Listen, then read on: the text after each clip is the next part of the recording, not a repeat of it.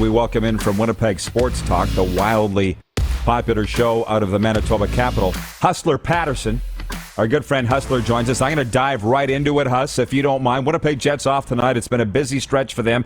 2 points out of a playoff spot, as you know. Is this the most maddening or confusing Jets team that you've ever followed in your lifetime? Yes. Yeah, very quickly to the point. Yes. I will say the second half of the 2019 season probably is right up there, Rod. That was a team you'll recall had been to the conference championship. The season before was, I believe, second overall at the turn of the calendar into the new year, and just sort of went into malaise, as Paul Maurice liked to say, for about the last 3 months of the season. Ended up bowing out to St. Louis on their way to winning the Stanley Cup. But yeah, expectations are really high this year. I mean, we talked so much about the deficiencies on the blue line last year. Kevin Cheveldayoff went out, spent $10 million to add Nate Schmidt and Brendan Dillon to the unit, and I think everyone sort of thought that that was what this team needed to, at minimum, be a playoff team. But many people thought this team could legitimately be a Stanley Cup contender. And there's been no consistency this year. They still haven't won 3 games in a row since the first week of January. And with the predicament that they put themselves in, that is not going to cut it right now. So it's now or never for the Jets to go on an absolute tear.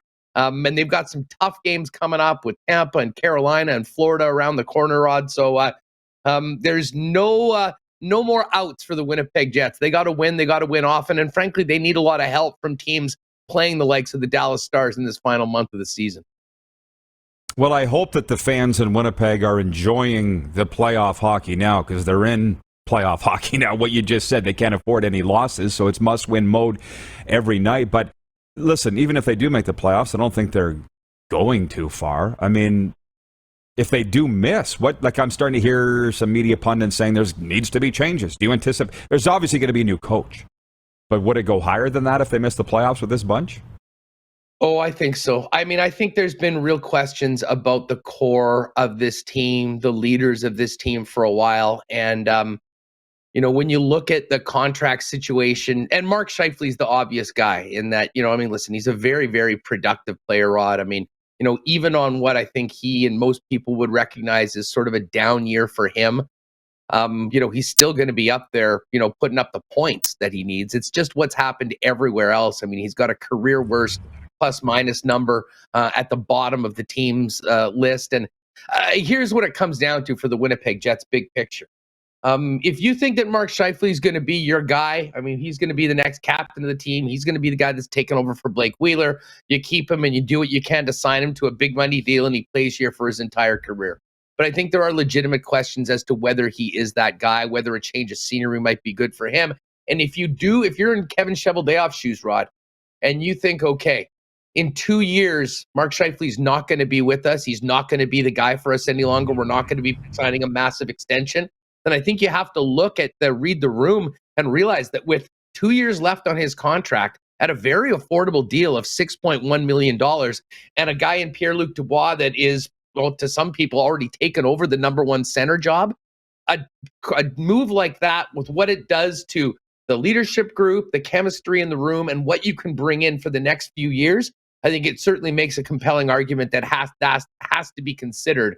But make no mistake about it, that sort of a deal would be monumental for the franchise. There's been very few deals that would have been of that magnitude over the course of these 11 years.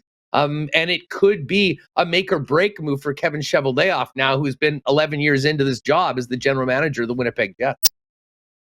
Thumbs up or down for what the Jets did at the trade deadline? I think it was 5 trades on that Monday, and we're all sitting there scratching our head going, did they get better? Did they get worse? What happened here? How did you grade that? Well, listen, I think I give a slight thumbs up because of the situation. I mean, not moving Andrew Kopp. And I said this at the start of the year, Rod. I mean, there was high expectations and everyone was talking about Kopp being on the 1-year deal. But I said a number of times, listen, if we're talking about trading Andrew Kopp at the deadline, that means something this season has gone seriously wrong. Well, this is exactly what had happened. And, you got a guy that had significant value on the open market. You're sitting with about a 10% chance to make the playoffs. I think it's incumbent for the general manager to do what he can do to get value. And I think he did a great job on that. I mean, you got Morgan Barron coming in, Sounds like he's a guy that certainly projects to be at least a bottom 6 player for the Jets in the years to come, and 2 second-round picks that with a little luck in the playoffs with the Rangers could turn into a first-rounder and a second-rounder. So I give him good marks on that deal, but at the same time, they didn't just want to throw the white flag up on the season. Getting Mason Appleton back for a 4th-round pick, I thought was a steal. He's a guy that has performed very well with Adam Lowry. He's a restricted free agent. I expect him to be in Winnipeg for the next couple seasons. And a 5th-rounder is a bit of a flyer on Zach Sanford, but I think they realized they needed a little bit more in their bottom 6, and they got it.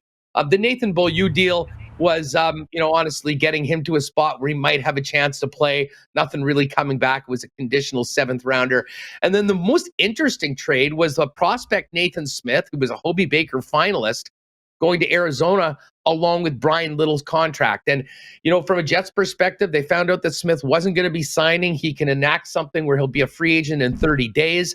So at that point, you've got to make the best of the situation. And I think from a Cheveldayoff's perspective, having the Little contract off of LTIR and off the books will certainly be a benefit in the years to come. Doesn't do anything in the short term, but overall, considering the situation, I think Cheveldayoff did a pretty good job. The questions are, should things have been done earlier to avoid being in this situation at the trade deadline with, frankly, pretty bleak playoff hopes?